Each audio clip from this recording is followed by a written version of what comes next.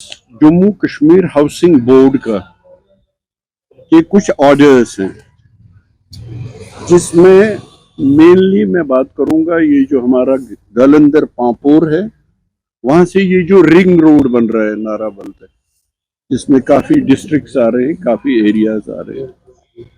एक तो ये बात है कि ये जो मेरे पास housing Jammu Kashmir housing board का है, it is dated 9/10/2024.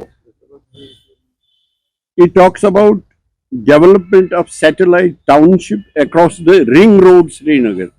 Land details thereof HB/CLA/2718-21 dated 18/7/2024. It talks about two things basically. एक तो हम रिंग रोड बना रहे हैं, काफी रिंग रोड बन रहे हैं, तो एक रिंग रोड है ये जालंधर पांपोर से लेके नाराबल तक, ये रिंग रोड आ रही है। दो बातें इसमें बहुत ही यानी शॉकिंग है, दिलचस्प नहीं कहूंगा मैं, शॉकिंग है। एक तो सैटेलाइट, ये कह रहे हैं कि सैटेलाइट टाउनशिप बनाने हैं इसके दोनों तरफ। अब सैटेलाइट टाउनशिप्स बनाने हैं नेशनल लेवल पे, जो है हम तो कहते हैं जो बीजेपी वाले हैं, जो लॉज इन्होंने एक्सटेंड किए, मगर वो लॉज जो हमारे फेवर में जाते हैं, जिसमें जम्मू कश्मीर के लोगों का फायदा होगा, वो लॉज एक्सटेंड नहीं करते हैं। अब यूपीए के जमाने में पार्लियामेंट ने पास किया कि अगर आपने डेवलपमेंट के लिए, रोड्स के लिए, किसी के लिए भी कितनी जमीन छोड़नी चाहिए on both sides of that, और ये टाउनशिप्स जो बनाने हैं, जम्मू कश्मीर के लोगों का हक बनता है कि ये टाउनशिप्स में कौन रहेंगे, ये टाउनशिप्स किन के लिए है, क्या ये डोमिसाइल लोगों के लिए है, ये तो they have to come clear on it. क्या ये डोमिसाइल जम्मू कश्मीर के लोगों के रहने वाले के लिए है, क्योंकि उन्होंने कहा है उसमें दोनों तरफ से रोड के कोई भी कुछ खड़ा नहीं कर सकता, कोई स्ट्रक्चर नहीं, कोई शॉप नहीं, कोई रेस्टोरेंट नहीं, नथिंग, बल्कि टाउनशिप, वो उसमें आप लोग कुछ भी कंस्ट्रक्ट नहीं कर सकते हैं। जैसे नेशनल लेवल पे आप देखेंगे, कहीं भी आप जाइए तो रोड वाइडनिंग से एक तो कॉम्पनसेशन मिलता है, और वो एक डेफिनेट है कि कितना कॉम्पनसेशन मिलेगा।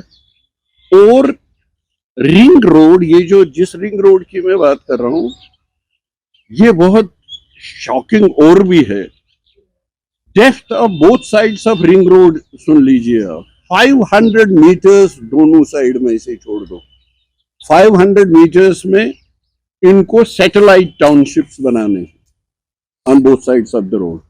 वो कितना हुआ, यानी नो कंस्ट्रक्शन 500 मीटर्स में। इसका मतलब है हाफ ए किलोमीटर उस साइड में, हाफ ए किलोमीटर इस साइड में, कोई आप कुछ कंस्ट्रक्शन खड़ा नहीं कर सकते, कुछ भी नहीं कर सकते। और वो सैटेलाइट टाउनशिप्स बनाएंगे, वो इन लोगों के लिए है। हम तो लोगों को जानने का ये हक है, ये कौन लोग हैं जो ये सैटेलाइट टाउनशिप, किन लोगों के लिए ये बन रहा है, हमें तो जानने का हक है। जब इलेक्टेड गवर्नमेंट है तो इनको तो जवाब देना पड़ेगा, इनको तो लोगों को सुनना पड़ेगा। इसीलिए मजबूर होकर महबूबा जी ने कहा, पीडीपी ने कहा, हम तो बात करें, हम तो ये बात अपनी इलेक्टेड गवर्नमेंट तक पहुंचाएं कि इन दो चीजों का जवाब दीजिए, क्योंकि हमें सवाल पूछना हमारा हक है कि इनको कंपनसेशन इंक्रीज कीजिए, और इन सैटेलाइट टाउनशिप्स में कौन रहेंगे, इलेक्टेड गवर्नमेंट जिनके पास मैंडेट है, उनको लोगों की इस प्रॉब्लम को जवाब देना पड़ेगा कि उनके पास जवाब क्या है। चुप से कुछ नहीं होगा, क्योंकि उनके पास लोगों ने मैसिव मैंडेट दिया है। इसलिए उनको हमारा हक बनता है as opposition, as effective opposition, constructive opposition, not opposition for the sake of opposition. हम इनसे सवाल पूछें और ये लोगों को जवाब दें, पीडीपी को न जवाब दें, लोगों को बताएं, और इन दो सवाल जो हमारे वजूद से ताल्लुक रखते हैं, नेशनल कॉन्फ्रेंस का एजेंडा ठीक है, मंशूर, ये बाकी चीजें मैं नहीं कह रहा हूँ, वो भी करनी पड़ेगी जो इन्होंने वादे किए हैं, उसमें टाइम लग सकता है। मगर मैंने सुना कि और ऐसी बहुत सी रोड्स बन रही हैं हमारे इस लैंड डेफिसिट स्टेट में।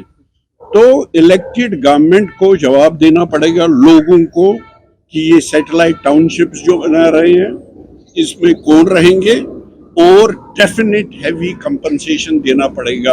और हमारी हार्टिकल्चर लैंड, एग्रीकल्चर लैंड जो सुकड़ के रह जाएगी, जैसे मैंने आपको कहा कि वो लैंडलेस हो जाएंगे विद इन 5 years, इसका इलेक्टेड गवर्नमेंट को, जिनके पास मैसिव मैंडेट है, इन सवालों का जवाब देना होगा।